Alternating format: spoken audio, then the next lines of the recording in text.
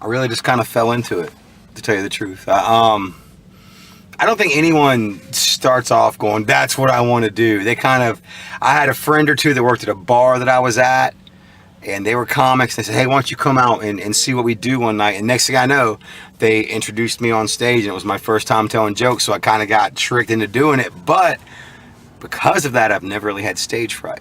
Indeed. It's just kind of like, okay, my turn, let's go.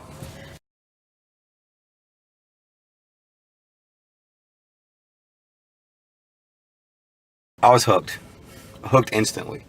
It's amazing. I probably did some terrible Keanu Reeves impression and did some probably joke that I had mingling in the back of my mind that was almost somebody else's joke. That's what you do when you're new. But you find out that you like being on stage and you like making it yours, and you just find a way to do it.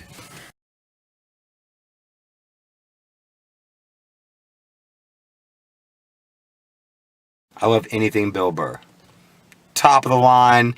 He's the top of the heap as far as I'm concerned right now. I've had the privilege since working in Los Angeles and whatnot of bringing him on many times at the clubs.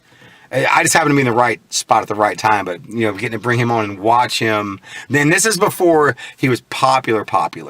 So right before Breaking Bad came out, they knew who he was. The comic fans did, but the general public didn't know. So then these guys came out, and it was great. So he's top of the list. Ron White is one of my favorite comics. Rodney Dangerfield. You can't miss Dangerfield. He's the king of all. He has the most jokes. Just go jokes. He's all over it.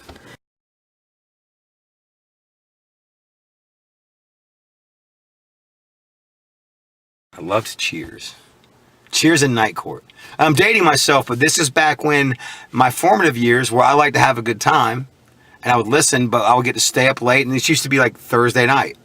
It was Cheers would come on, and then probably Family Ties, and then Night Court. It was all on maybe NBC after Cosby. That's when it was like funny time on Thursday night. But that's when I was, probably mid to late 80s. That's when I was in high school. And then right in after that, like Friends became a big show for people, but I was bartending at that point. I had a job, so it was still, Night Court was great. Cheers was great forever. I like other stuff, but I'm more of a fan of that era. Like the sitcoms now, I think they really have dumbed it down, which is what people want, but it's not what I want. It's because I'm spoiled now, and from what I do, I can see it coming. I like to be caught off guard with a joke. That's when the public sees your joke. You catch them, you turn it around, and like, oh, I didn't see that coming. That's the best part of the joke. I like to be caught off guard, but a lot of times, since this is what I do now, I'm not caught off guard. I can see it coming. I don't watch a lot of sketch comedy, and it's not, I just haven't. It's not that I don't like it or I'm above it or whatever. I haven't really watched sketch comedy because I've been typically out telling jokes every night, 4, 5, 6, 7 sets if you can get them. If you're in the town, like in Hollywood, without credits, you have to get on where you can. So it's an early spot here, a late spot there, and you just put it together. So it's always chasing stage time. Even the guys that have credits and have movie stuff still do the same thing. They'll go to this club and then that club and back to this club. In New York, you can get 7 or 8 spots in a night at clubs if they book you for it, but it's doable. So you just kind of got to find your spot in the grind and go. I love old stuff that's just ridiculous humor. Ace Ventura, Big Lebowski, anything ridiculous, like all the ski movies from the mid 80s, like Ski School, Ski Patrol, just those little stupid things. Anything Mel Brooks, because he laid it out where we're all idiots, let's all laugh at it, and that kind of stuff just wouldn't play now. It's way too edgy. Because without sounding like an old guy, we used to be able to look at our differences and laugh at each other about it. Whereas now people look at the differences and like, I'm the victim of it. You're like, no, not really. Let's all laugh and have a good time. Because we're all full of shit. All of us.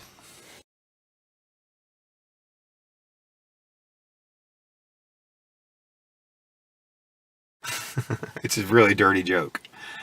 This is a comic named Marty Foster. Known in LA for having an open mic. He's like all the up and coming comics know this place. The older comics go there too. Best joke. It's a dirty joke that I've heard. It's like, and I'm gonna tell it to you right now. It's not my joke. It's Marty Foster's joke. What's the best part about having AIDS? You don't have to wear condoms anymore. It's terrible. That's a terrible joke. That's terrible. It's attempted murder even, but it's a hysterical joke because it's a joke. Everyone now wants to get their panties in a bunch, or whatever your gender is, underwear assignment in a bunch. So now it's just a great joke. That's a ridiculous joke. No one ever means it, but it's fantastic.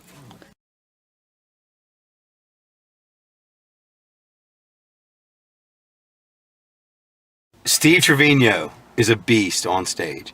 A lot of people don't know who he is. He's made it on his own without necessarily help from the networks, without help from the clubs and TV, and he is a beast on stage. I've had the fortunate chance to go on stage with him, open 2, 3, 4 shows. The guy's a consummate gentleman, takes care of his openers, but that's because he's come up through the system and he's paid his dues. Another great comic that people have forgotten about is Carl LaBove. Carl LaBove was one of the original outlaws of comedy with Sam Kinison and Bill Hicks and another Texas comic, Carl LaBove. And so people forget about that, but then you go see him and he's fantastic. That's my era. I'm a huge Dice Man fan, and I've had the luck of being able to meet Dice and even go hang out at his house at parties and stuff. So to me, you don't want to be a fan, but you're a fan. So you want to show respect, but you're still like, oh my God, I'm at Dice's house. This is great. This is the same, the cassette that we played over and over and over because it was dirty and somebody recorded it because we couldn't buy it because we were kids. It's that kind of fun stuff.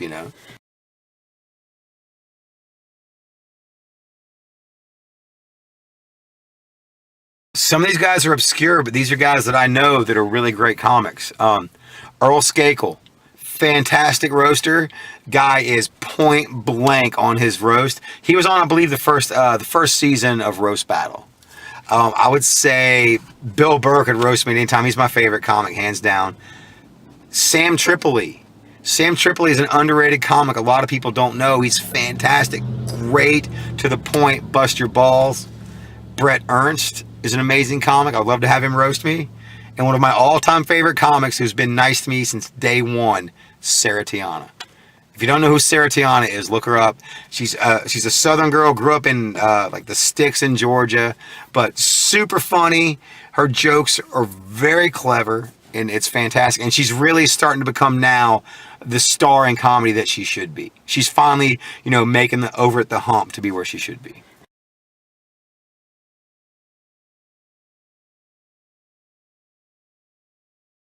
I don't like improv. I just don't care for improv. And it's not that I think it's just a different art form. It's not the one that I like. I like comedy because it's me up there and I'm not relying on anyone else to come or ebb and flow. It's all me.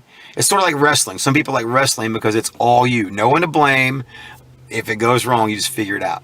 But I don't know. There's nothing wrong with improv. It's a great form. Television loves improv. Saturday Night Live, they do improv, they do sketch. That's fine. It's not really my thing. I like the fact with stand-up, I walk up on stage and I talk about what I want to talk about. And like you saw tonight, there was someone being, trying to take control of the show and make it the show about them. And she talked over the first comic and she talked over the host. And then I came out and I was nice to her, but I let her know that this show is not about you. Stand-up gives you that. It's like, no, I'm the guy with a microphone and the spotlight on me, so this is going to happen, and you're welcome to play along quietly. It's not about you and your attention. And a lot of people, it seems it's gotten more that way lately, but I'm sure it's been that way before.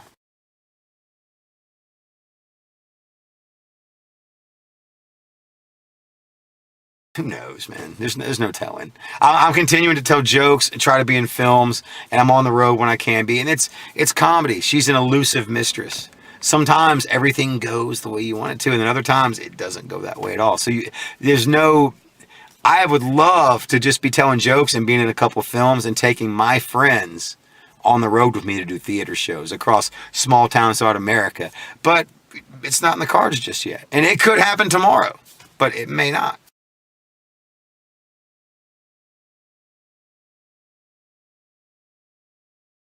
I am Munch Wade on Facebook, and Twitter is Munch247.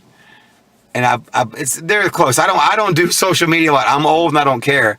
I believe my Instagram is Mr. Munch 24/7. So it's either Mr. Munch 24/7 or Munch 24/7.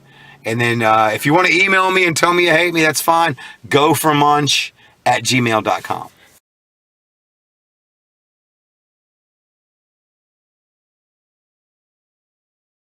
I just want the audience to have a good time. That be in the moment, because it's a live performance and you see some jokes work, some jokes don't work. Someone wants attention. Sometimes this happens. Is a good comic is like a wizard. They just kind of walk in and they do whatever it is they do, and everybody laughs or has a good time, and it just works out. They work a spell on the crowd, and sometimes they see it coming, sometimes they don't.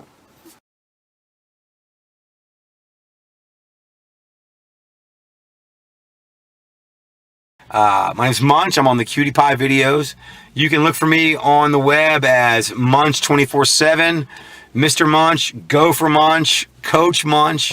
There's some stuff up that you can see. There's some stuff that you have to have a password to see, because there's kids out there. I don't know. I've got relatives that have kids. Like, they wouldn't like your show. I'm like, they're 10. They're not supposed to be watching my show at this point, So that's about where it is.